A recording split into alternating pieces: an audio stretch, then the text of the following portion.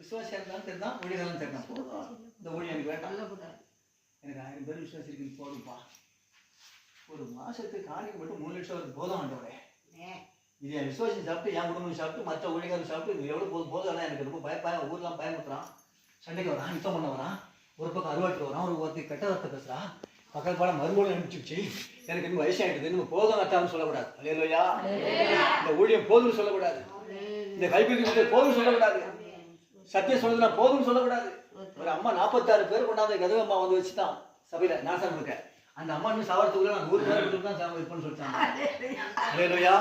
46 பேர் கொண்டாந்து போதும் இந்த ஊழியம், போதும் இந்த ஊழியம். அல்லேலூயா. போதும் ஆண்டவரே, எனக்கு இந்த ஊழியம் சொல்லக்கூடாது. இவரே போதும் கர்த்தாவே, என் ஜீவனை எடுத்துக்கொண்டோடனே தட்டி எட்டி இந்த அடையை சாப்பிட்டு தண்ணி குடிச்சிட்டு ஒரு நாள் பிரயாணம் பயங்கரம் போறாரு. அல்லேலூயா. சாப்பிட்ட தெம்புல அவர் போறாரு. போன உடனே சும்மா போய் பயப்படுறாரு, பயந்துருச்சு.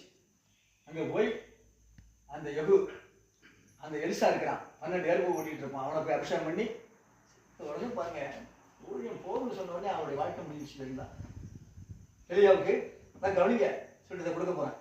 போதும்னா போதும், எனக்கு ஆண்டவரே இந்த 3 ஊரில் வளர்ந்தது போதும், எனக்கு என் மணி கொடுத்த பிள்ளைகளை கொடுத்த போதும், இந்த சபை போதும், இந்த 50 பேர் எனக்கு தசமா கொடுத்த போதும்னு நான் சொன்னா, உனக்கு என்ன ஜான் பண்ண வேலை? பரவாயில்ல கட்டு, அன்னைக்கு எடுத்துட்டு நாளை காலி கட்டுவேன். உனக்கு என்ன இந்த வேலை கொடுக்குங்க? விசுவாசி என்ன பண்ண போறேன்?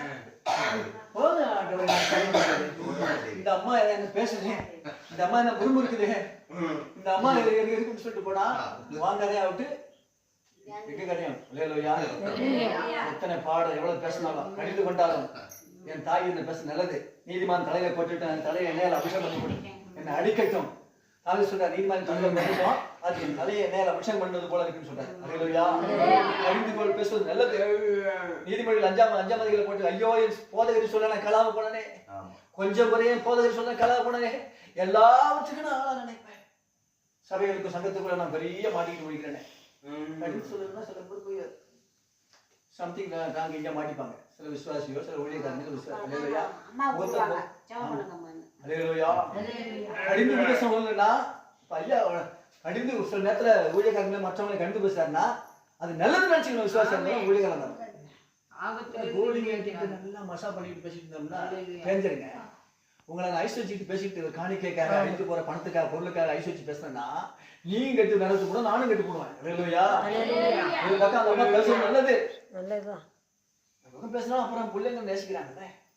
தகப்பன் தான் நேசிக்கிற புத்திரனை எப்படி சிச்சிக்கிறாரோ அப்படியே கர்த்தர் எவரிடத்தில் அன்பு கொடுக்கிறாரோ அவரை